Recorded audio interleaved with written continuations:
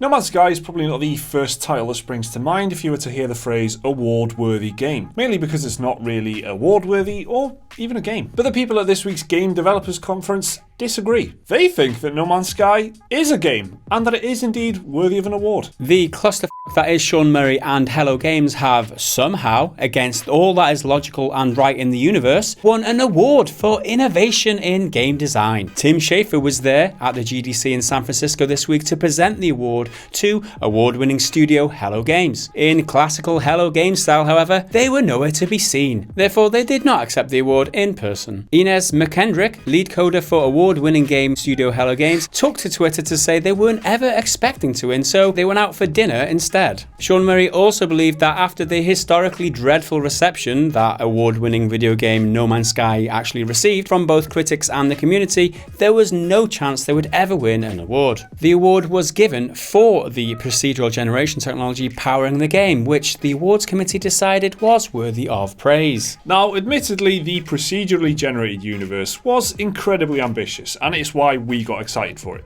but it still fell short of what was promised. The prospect of an infinite procedurally generated universe is far more exciting than the boring, samey reality that we actually got on launch. And anyway, the procedural generation model was created using an algorithm that Hello Games ripped off from a Dutch research company. And the survival gameplay, which makes up most of the game, is copied from literally every early access game on the market. Far from innovative. And the spacefaring gameplay is a far simpler and less interesting version of the flight mechanics you'll find in classic space sims. So against all the odds, Hello Games won an award for innovation.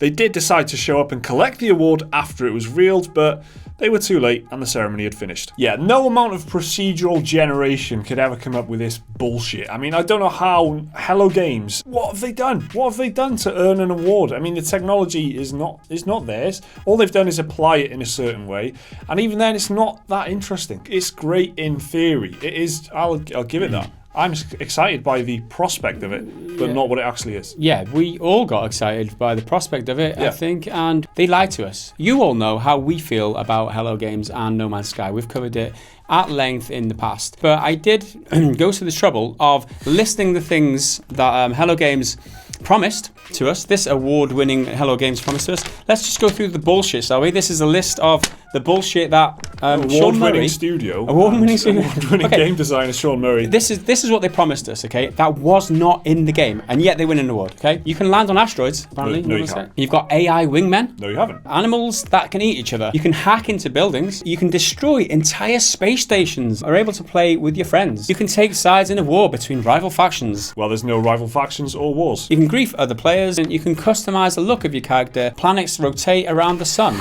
and that's what I think of your promised lies, Sean Murray. So these are lies. That's just a brief rundown of some of the lies that we remembered. There was so much misleading and misinformation about this game. So to think that this studio now gets to win an award, I mean, to be fair to them, I quite like the fact that they didn't bother showing up because they were like, well, we're not going to win. They were too ashamed. Yeah, maybe it is shame, but this is just ridiculous. Even with all the redeeming things that they are doing with No Man's Sky, they are building the game very, very slowly into something that is almost nearly kind of what they were, what they were promising. It's going to take them a while to claw back. I just can't see how anyone could think to give this studio an award. The takeaway from this, for me, is that awards are bullshit.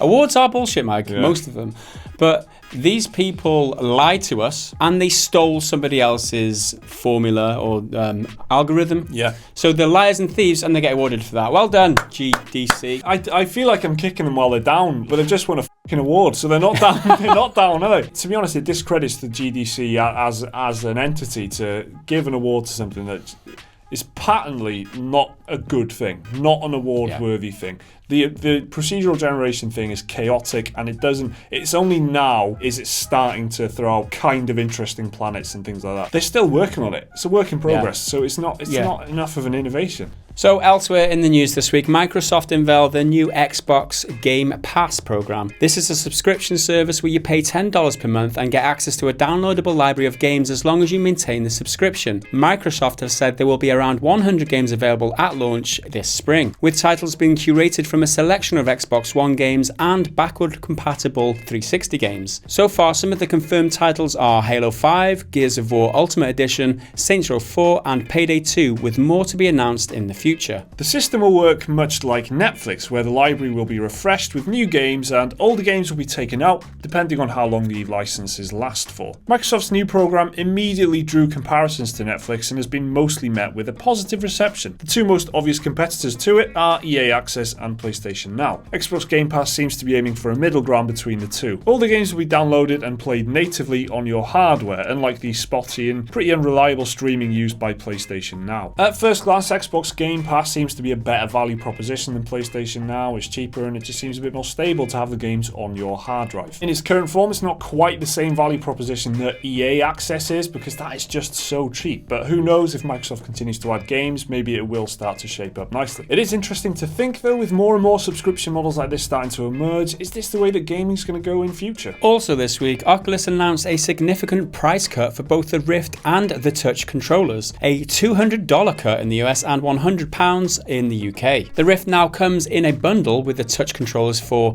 $598 in the US and £598 in the UK. This move is probably an attempt to claw back some of the sales from the HTC Vive, which is estimated to have outsold the Rift by a margin of 2-1. We can also speculate that this may be Oculus desperately trying to get some last-minute sales, as ZeniMax is currently trying to suspend all sales of the Rift following their successful lawsuit against Oculus for IP theft. With a pending legal decision and overwhelming competition, the Rift has a long way to come before it can be considered an essential piece of gaming kit. And finally this week, some Nintendo fans have been left devastated to discover that they can't actually eat their Nintendo Switch games cartridges. Some Nintendo Switch fans, in their excitement at getting a new console, have quite understandably taken to licking their new games cartridges in their excitement. But Nintendo has confirmed they applied a bitter tasting agent to the cartridges as a way of discouraging people, mainly children we hope, from ingesting the cartridges. I told you to cancel your pre-orders. So it's time for a public service announcement, and for those of you who do enjoy our irreverent take on the games industry,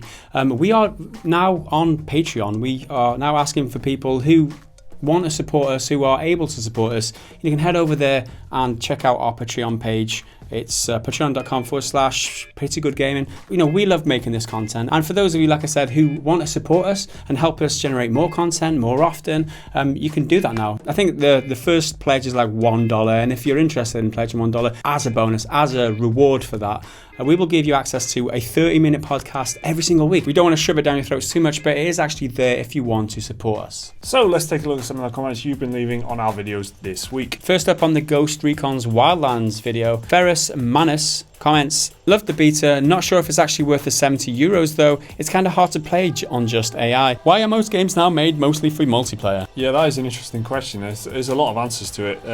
The fact that they can make more money through multiplayer with microtransactions, things like that. Easier to protect with DRM if they've got to lock you in an online environment.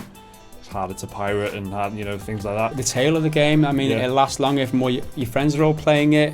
Word of mouth. A lot of people enjoy multiplayer as well, and that's just a big market for them. It makes a lot of sense for a developer and a publisher to want to make multiplayer-focused games, I think, these days. Yeah, it's all about the money, though, isn't it? It is, yeah. Bottom line. And commenting on the same video, Sprite Fun says, just like For Honor, this game is also covered in microtransaction filth. You can buy weapons, costumes, vehicles, etc. What a load of trash. What's going on, Pretty Good Gaming? I thought you guys boycotted such filth. We want to assess this game and then tell you what we think about games. In order to boycott it, we would have to have this information prior to playing the game. Yeah. So I don't know. We don't know there's microtransactions in it just yet. It's not released.